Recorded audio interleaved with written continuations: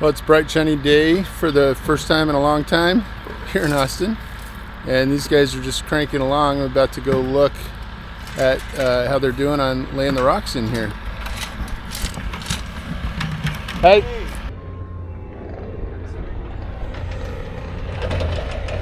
The idea with the boulder placement is sort of like as if they had fallen from a higher location, right? So they were up there on the mountain, they tumbled down into the bottom of the pond and got stuck in this position. So they pulled the first one out because it wasn't quite right for the space. Now they're trying another one. So this is kind of the process for the rest of, or a lot of the rest of the project, is trying to find the perfect rock. Do we officially have all the rocks on site now? No, we don't. Don't have all the rocks. Gotcha. There's at least another load waiting at the distributor to be delivered, and then we're probably going to get more after that. This kind of stuff, I wonder if it'll kick back into life. The lichens? It kind of just depends. It will if it kind of has some good water and shade. Yeah. The stuff that I've seen come back to life. Dude, this is epic. It's epic. When do I get to come see the sausage? This is the sausage. Oh, I want to come check it out when you got time. Come in whenever. Yeah. What's the biggest cost in terms of product? Is it the stone? Is it that's a good question. Is it just a mix of everything, or is there one thing that's sort of? That's actually a really good question. I'm going to ask these guys when they're not having to concentrate. Yeah. Are the rocks the most expensive thing? Is the liner? Is the equipment? What would you guess is the kind of how it breaks down? Yeah, I mean the most expensive material is probably the boulders. Yeah. Liner would be the next most expensive material, Including the underlayment as well? Yeah, I mean that stuff's pretty. The liner's more expensive per square foot for sure than the underlayment is. But then you're doubling and tripling up on the underlayment, so Balances out. those two definitely come in next after boulders, and then the next biggest cost is probably the rental equipment. What about the aqua blocks? I mean, we've got a zillion aqua blocks. Yeah. Ours is different than most. Yeah, because you've got the rainwater system. Yeah. Cameron would know better than me, but there might be more money in the aqua blocks than the liner this time around.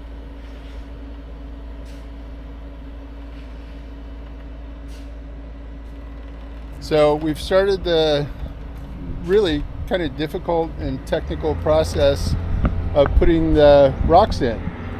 And when I first came in here, I've never done a project at this level before. So when I first came in and saw it, I was like, ooh, that doesn't look right.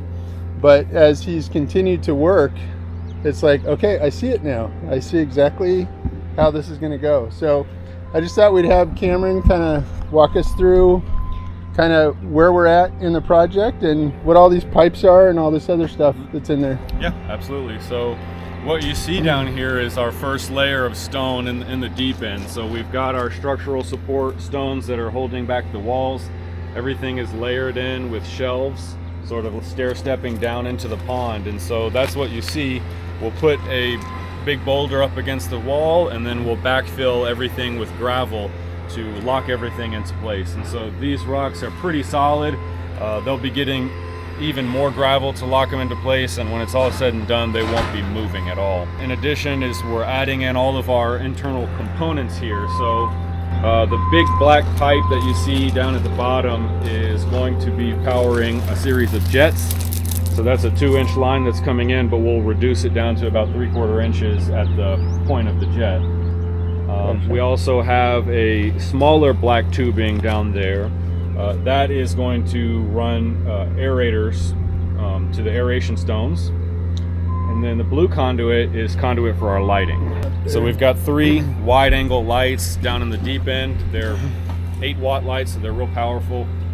They're gonna do a good job illuminating the deep end. And then up top, we'll put a bunch more like 3-watt lights. 15, I think you said. Yeah, total 15. Okay, so what's the plan for today? We're gonna keep laying rocks? Yeah, we're gonna be working on this tall wall over here, which is probably the most difficult part of setting the boulders, because we got to get the height to get up out of the water, and then we've got to still make it look cohesive and get them, close together, or close the gaps off, and make Okay. them structurally sound so those big rocks don't ever fall. And that from the bottom there to up there, that's probably 7 feet. Yeah, I would guess. Yeah, and so we're gonna cover most of the distance with a single rock, and then we'll have to come behind that even with a shorter rock, a shorter Okay. layer behind that. But we're trying to get out of water with these tall rocks. So the top of that liner is maybe currently, I don't know, 6 inches to a foot above water level. Yeah, and this, I've been kind of talking in the videos about the emu leg problem. Mm-hmm. But, you know, if they were stepping, if this were at the top of the pond and they were stepping on that, they wouldn't they wouldn't have any trouble at all. Yeah. Or this either. So as long as there's not holes where they can, Yeah. you know, get a foot in. So as you continue to kind of do this treatment to kind of fill things in, all those kind of danger points disappear. Yep. I'm thinking at least another week, maybe 2 weeks, rocking in the pond. Okay. Probably even longer than that to get all the little detail work finished off.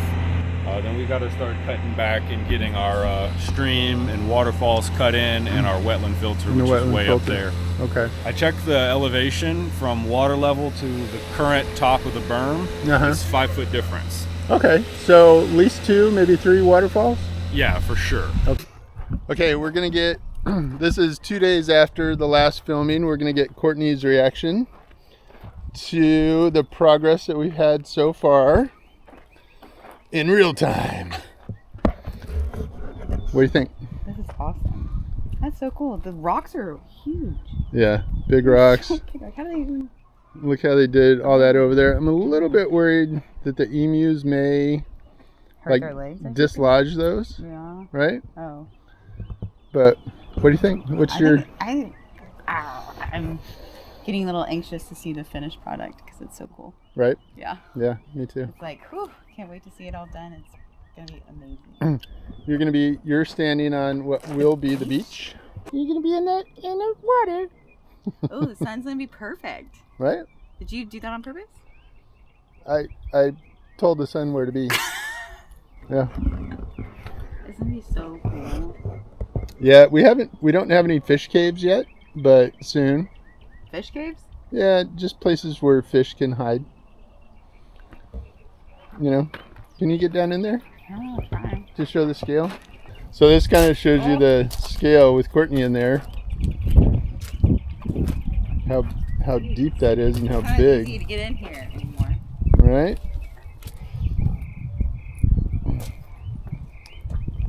Yeah, so you can't even reach the top of the water there. Oh my gosh. Yeah. Those are big rocks. Is this safe? I think so. Pretty sure. And all these rocks will turn kind of red when they get wet. These? Just all of them. Even though pebbles? They'll turn colorful, not red probably, but they'll be somewhat colorful. That'll make our private stash. Yeah, so even though you were climbing on that stuff, it's not dislodging. It's pretty well in place, right? Yeah.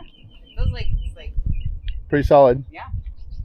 Yeah. You're talking about that foam stuff or whatever? Well, he told me he doesn't do the foam stuff down here. He saves it for like the waterfalls. And he also told me that there's a 5 foot difference between the top of that and this, which means we'll be able to have like 3 big waterfalls flowing in here. Really? Yeah. This would be so cool. Super cool, right? Yeah. So once we get this done, are you going to swim with the emus, Courtney? Just with Sam. Just with Sam's Sam? my boyfriend. Because he's sweet. He's so sweet to me. What about Hank? Hank is sweet too. He's sweet. Bean, But come here. Hank is like Get yours. out of there. Bean had a little emu footprint on his back the other day, and I think he would have learned his lesson, but apparently not.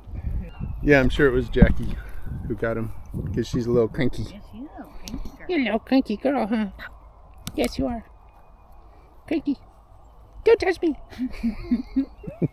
Well, that's our update for today. Thanks for watching. And next week should actually be kind of a big week, because we're going to finish the rest of that rock work and start the work on the wetland filter, which is 15 foot wide by 20 foot long. It's going to be an enormous filtration system, and then the stream will come in after that. And we're going to have like a little path that goes up with a big stone over as a bridge over the stream. So that should be pretty cool. So yeah, thanks for tuning in and watching our progress here, and I hope to see you on the next one. We actually just got back from a little Tractor Supply run. We're going to clean out all our coops, probably not today, tomorrow, and get new wood chips in there. We got some sunflower seeds for the emus and the chickens, and some scratch. So we're going to get that all figured out tomorrow, but yeah, not today. Are my nails that long? Oh, she turned it on. Do the gritty. Hit the right foot, quick foot.